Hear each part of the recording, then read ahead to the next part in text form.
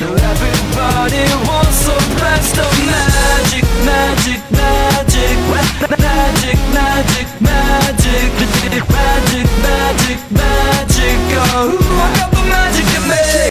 Alright, it's time for the next episode of Magician 101, the show for all magicians. Before I get into what I want to talk about this week, there's something I forgot to talk about last week that I want to talk about.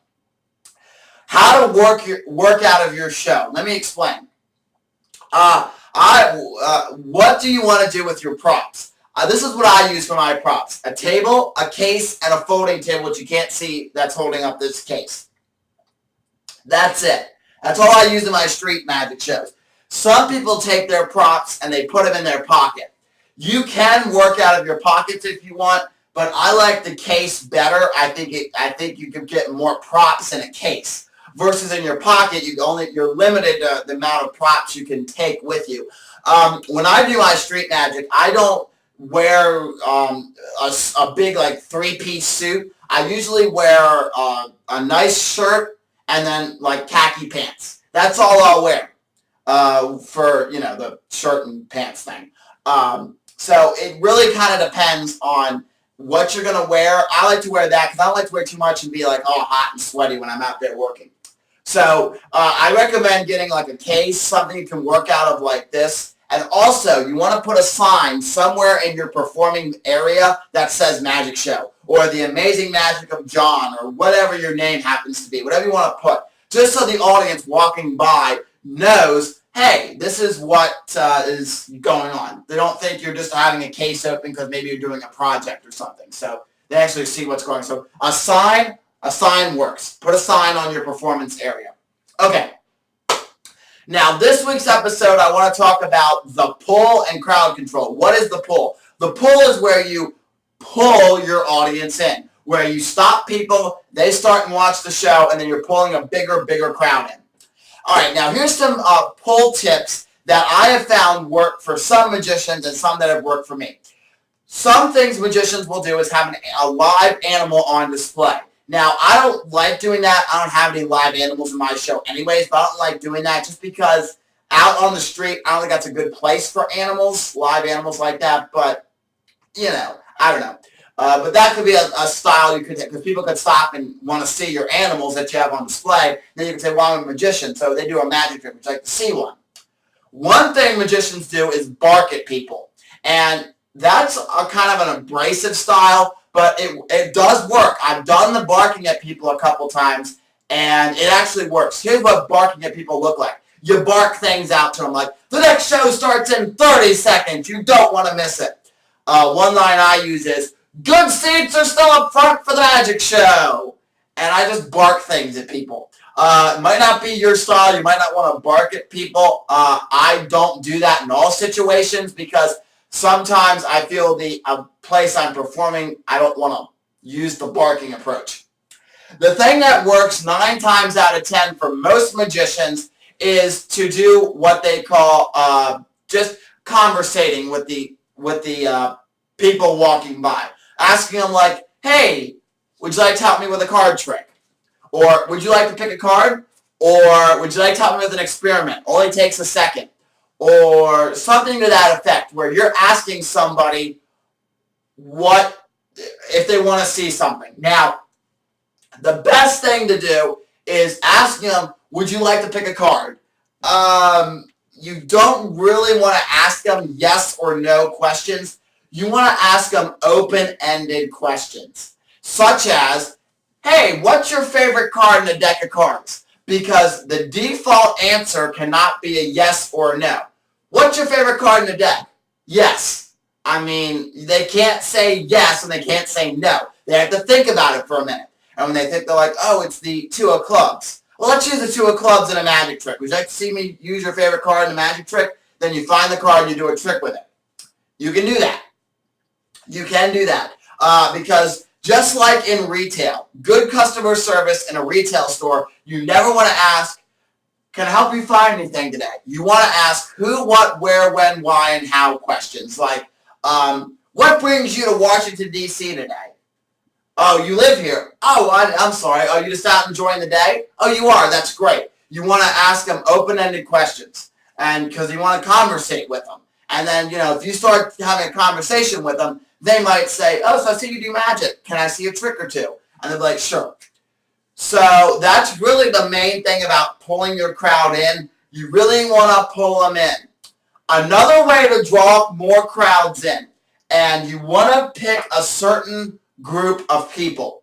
I was performing out on the street, and I had one of my friends with me. And, he was out there, and it was in Ocean City when I performed on the boardwalk. One of my friends came down with me. And my friend was like, he was watching me work on the boardwalk, and he's like, how come you're not stopping everyone? There's a certain kind of crowd that you do not want to stop and that you do want to stop. People who are on their cell phones. That's a big no-no. Don't stop them because they're usually too involved here and not involved here at their surroundings.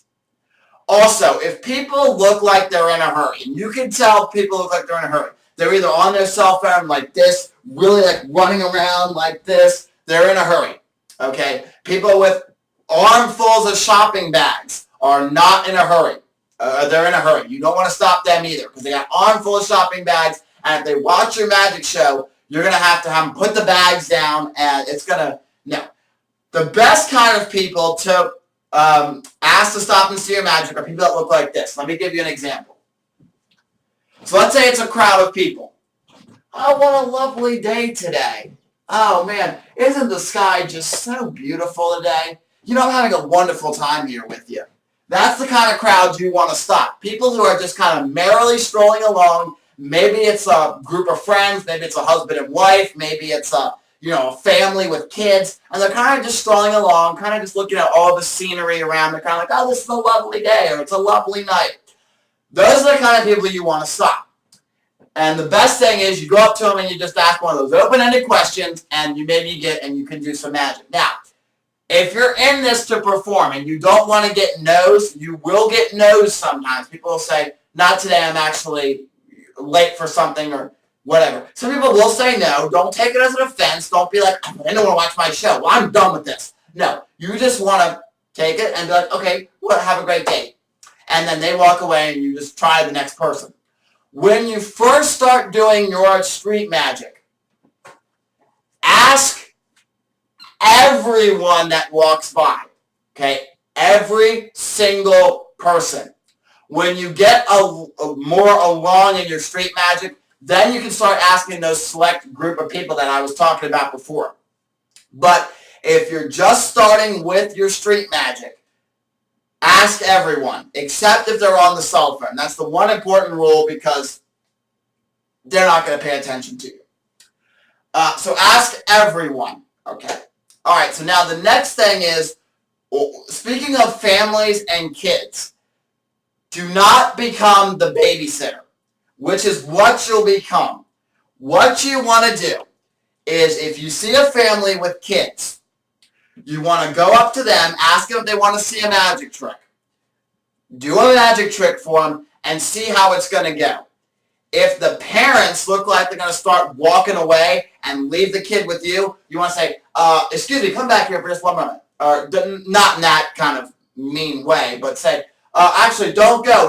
I got one more trick, and I'm going to move on to the next person. So you might want to come back because you want to bring your child with you. And just kind of tell them, I got one more trick. So if they look like they're going to go away and leave you as the babysitter, just do one final trick for them and move on. Okay? One final trick and move on. And that's going to be the same thing, too, if you have somebody in your crowd that's hurting your show. And they could be hurting you by maybe heckling you or something like that. Or maybe just not even drawing a big crowd. You do one final trick for them and say, thank you so much for your time today. And they walk off. Another thing, too, is a group of friends, about 3 or 4 people. That's going to be a great group to just go and be like, to have them do the magic with.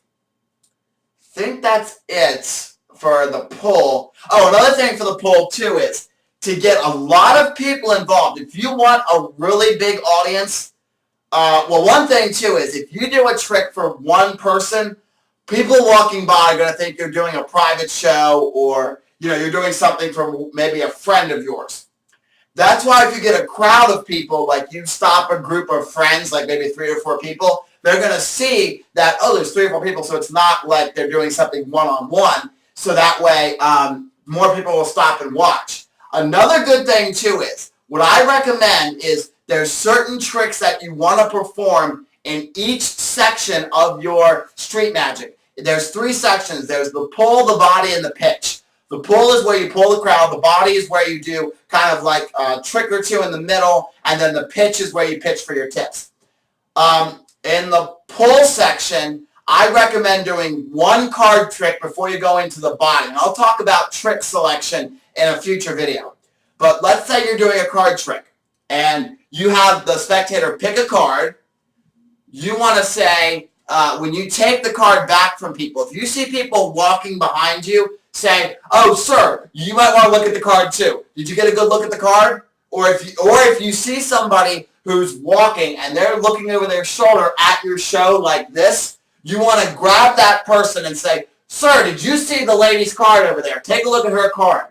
And that way, people are going to be like, oh, now I got to watch because I know what the card is. What's he going to do with it? I had this happen about 4 times in my street performing. Somebody was walking like this. They were looking back like, what is this guy doing?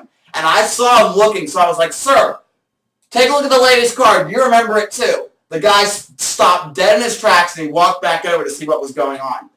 And he actually stayed for the whole show and dropped a 5 in my hat. That was really cool. But no kidding. So you want to make sure that you also, when you do your street magic, don't be here.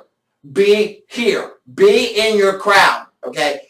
Your eyes should not be locked on your magic. You should not have your head down, or you should not even be doing it to one person. You want to look at your entire crowd because you want to know what's going on. Because if you see people walking behind, say, oh, sir, did you see your card? Like I showed you. So now I want to talk about crowd control. One thing that street magicians do is they'll take a rope or a jump rope or something, and they'll make like a little circle around their performing area. I don't do that in my show because I'm pretty good at the crowd control, bringing the crowd in, because I do a lot of close-up. Some street magicians will do like tricks on the street, like they'll do a straight jacket, or they'll do kind of like the linking rings that can be seen from a far distance. A lot of my stuff I do in the streets, like card magic, I'll do a cup and ball sometimes, and that needs to be done like right here close up. So I get the crowd in close. So I don't have that kind of boundary. And sometimes when you watch a street performer, not even a magician, but maybe a juggler or a ventriloquist, they will have that rope around their performing area to make like a little stage. I don't do that. You don't have to do that. But if you don't do that, you need to be good at your crowd control. So crowd control works like this. You're performing on the street. You don't want your crowd to spill into the street. So let's say right here is the street. You don't want your crowd spilling into it because then the police will come over and shut your show down, Pop. They could. Or they might just tell you to control your crowd better. But some good crowd control methods, this is one that works. What I do is I do my pull, which is where I do a trick, I do a pull, and then after that, I go to the body of my show. And if the audience looks like they're having fun, I'll say, excuse me, we're out in the middle of the street here. Come back in. And I'll give them a warning. I'll say, come back in. And then if they start spilling out on the street again, I'll say, all right, I'm giving you one warning. I'm going to give you one more warning. I have to give you another warning. I'm going to stop the show dead in its tracks, and we're going to stop the show, and you all are going to have to leave. And that actually works. That works 9 times out of 10 for me. Because when I give them that second warning and they say that, they'll get in closer because they're having such a great time with my magic. So you need to kind of find out what works for your crowd control style as well. Normally, for crowd control, you want to have a very loud voice for crowd control. Because you want people to know you mean business. You know, you can be the kind of magician that stands up there and does jokes and tells that you're a comedian magician. But when it comes to crowd control, you want to be serious about it. Because you don't want people spilling into the street or into a tramway on the boardwalk. You want to be loud and forceful and say, all right, everybody, coming forward. We can't have to get hit by the tram. And then, I have the crowd come in. So that is really it for this week. The pull, I'll talk about trick selection for the pull, the body and the pitch next week. That's what I'm going to go into, is selecting your tricks. And I might even talk a little bit about the body as well. Not very much to talk about in the body, but we'll talk about that next week. And I'll see you next Monday for an all-new Magician 101.